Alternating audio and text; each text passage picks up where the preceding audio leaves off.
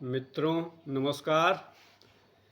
आज का वीडियो एक ऐसे टॉपिक पे बनाया गया है जिस औषधि का उपयोग आजकल जो होने वाली सीजनल बीमारियां हैं, जैसे आप देख रहे होंगे इस समय घर घर में जुखाम बुखार खांसी के मरीज़ मिल रहे हैं और इसको एलोपैथ वाले मॉडर्न मेडिसिन वाले कह रहे हैं कि वायरल है।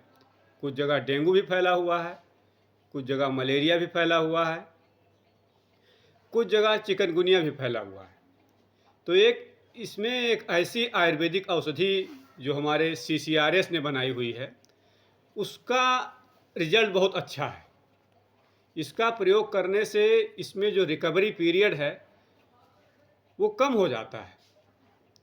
तो पहले हम जानेंगे कि आयुष 64 है क्या, इसके बारे में क्या क्या कहा गया है।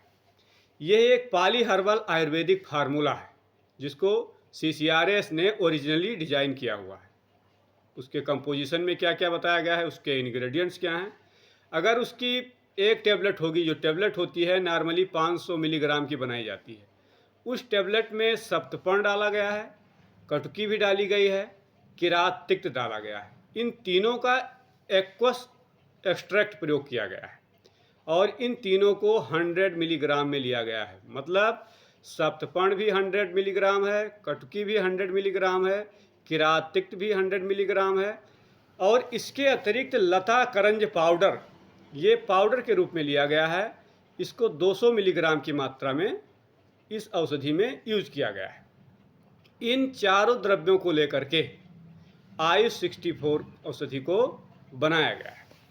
इसकी मात्रा बहुत ही महत्वपूर्ण हो जाती है, कितनी डोज में देंगे, क्योंकि हमारे शास्त्रों में कहा गया है कि औषधि मात्रा ही चिकित्सा है। अगर डोज सही से शरीर में नहीं पहुंचेगी तो जो रिस्पांस चाहिए वो नहीं कर पाएगी। इसीलिए डोज को अच्छे प्रकार डिसाइड करना चाहिए। इसमें से 3 ग्राम से 4 ग्राम पर डे देनी है, अर्थात 3 ग्राम से 4 ग्राम लेकर के 24 घंटे में ये डोज डिवाइड कर लेनी है और 1 हफ्ते तक लगभग देनी है, 7 दिन तक देनी है। अगर 500 मिलीग्राम की एक टेबलेट है तो उसको समझ लीजिए कि एक साथ आप 2 टेबलेट दे सकते हैं। 2 टेबलेट देंगे तो 1 ग्राम हो जाएगी और उसको अगर TDS दे देंगे या फिर जब आवश्यकता होगी उसके अनुसार 6-6 घंटे पे देंगे तो ये मात्रा शरीर में जाएगी और उसका रिस्पांस अच्छा मिलेगा और रिजल्ट अच्छा आएगा। अब हम देखते हैं कि इस औषधि का प्रयोग कहाँ कहाँ पे करेंगे, इंडिकेशंस क्या है। इसका प्रयोग मुख्यतः किया जाता है इन्फ्लुएंजा लाइक इलनेस, जिसको हम यहाँ पर ILI के रूप में मेंशन किए हैं आप लोगों के लिए समझने के लिए। इन्फ्लुएंजा लाइक इलनेस जो होती है उसमें बहुत प्रचुरता से इसका प्रयोग किया जाता है और इसमें देखा गया है कि OPD में आने वाले जो मरीज हैं, इसका अगर उनको प्रयोग कराया जाए तो रिजल्ट बहुत ही सकारात्मक रह रहा है। इन्फ्लुएंजा क्या होता है? ये वायरल इन्फेक्शन होता है। इसमें कई तरह के वायरस जो होते हैं उनको इंक्लूड कर लिया जाता है, लेकिन इसमें एक फीचर जरूर मिलेगा कि पायरेक्सिया जरूर होगा, क्योंकि इन्फेक्शन है, फॉरेन बॉडी है, कोई वायरस है, तो इसके कारण पायरेक्सिया होगा। तो इन्फ्लुएंजा एक wide range of viral infection है विथ पायरेक्सिया। इसका प्रयोग मलेरिया में भी किया जाता है। आजकल मलेरिया के पेशेंट बहुत ज़्यादा मिल रहे हैं। टाइफाइड में प्रयोग किया जा रहा है, एंटीबायोटिक ले रहे हैं लोग, उसके बाद भी वो ठीक नहीं हो पा रहे हैं, उसमें इसका प्रयोग प्रचुरता से करना चाहिए।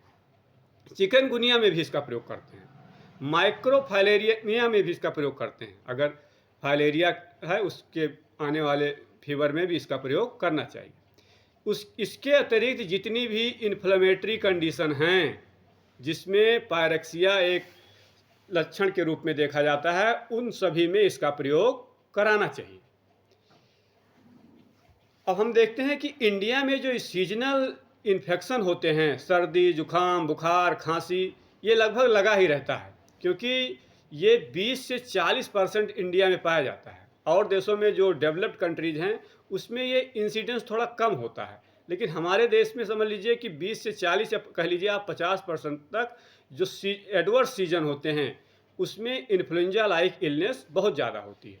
तो उसमें अगर आप एलोपैथिक मेडिसिन ज़्यादा यूज करते हैं, अगर उसमें पैरासीटामॉल ही यूज करेंगे, और पैरासीटामॉल में ये देखा गया है कि अगर उसको हम देते हैं तो उससे टेम्परेचर बहुत थोड़ा सा कम होता है, पूरी तरह जाता नहीं, और अगर शरीर में दर्द है तो भी नहीं जाता। क्योंकि वो पेन किलर तो है नहीं। पेन किलर के लिए उसमें लोग अपने मन से काम्बिफ्लेम खाने लगते हैं या फिर मेफेनिक एसिड यूज करने लगते हैं। उसको लंबे समय तक लेंगे तो उसके अलग एडवर्स इफेक्ट हैं। और पैरासीटामॉल अगर जो डोज बताई गई है उससे ज़्यादा मात्रा में ले रहे हैं, आजकल डोलो लोग बहुत खा रहे हैं, खूब खा रहे हैं, 2-3 घंटे पे ले रहे हैं, उससे आगे चल करके उनके लीवर को खतरा हो जाता है, लीवर डैमेज हो जाता है।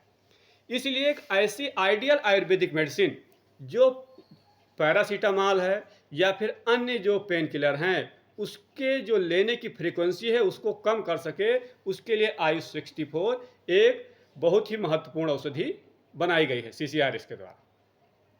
जितने भी एंटीवायरल ट्रीटमेंट होते हैं उसके प्रोटोकॉल में एलोपैथिक मेडिसिन में एंटीपायरेटिक होता है, एंटीहिस्टामिनिक होता है और उसके साथ में कोई खांसी का सिरप लगा दिया जाता है। तो I-64 जो है वो इसकी रिकवरी को, इन्फ्लुएंजा की इलनेस जो होती है उसकी रिकवरी को एक्सिलरेट कर देता है और जो फ्रीक्वेंसी होती है पैरासीटामॉल और एंटीहिस्टामिनिक के यूज़ की उसको रिड्यूस कर देती है। अब हम देखते हैं कि जो इस समय इन्फ्लुएंजा लाइक इलनेस हो रही है, आयुर्वेद में हम इसको किससे कोरिलेट करेंगे? आयुर्वेद में हमारे बताया गया है वात कफ ज्वर के को कोरिलेशन ILI से कर सकते हैं। दोस्तों ये मेरा YouTube चैनल है, इसको आप सब्सक्राइब कर लीजिए और अपने मित्रों में शेयर करिए। धन्यवाद।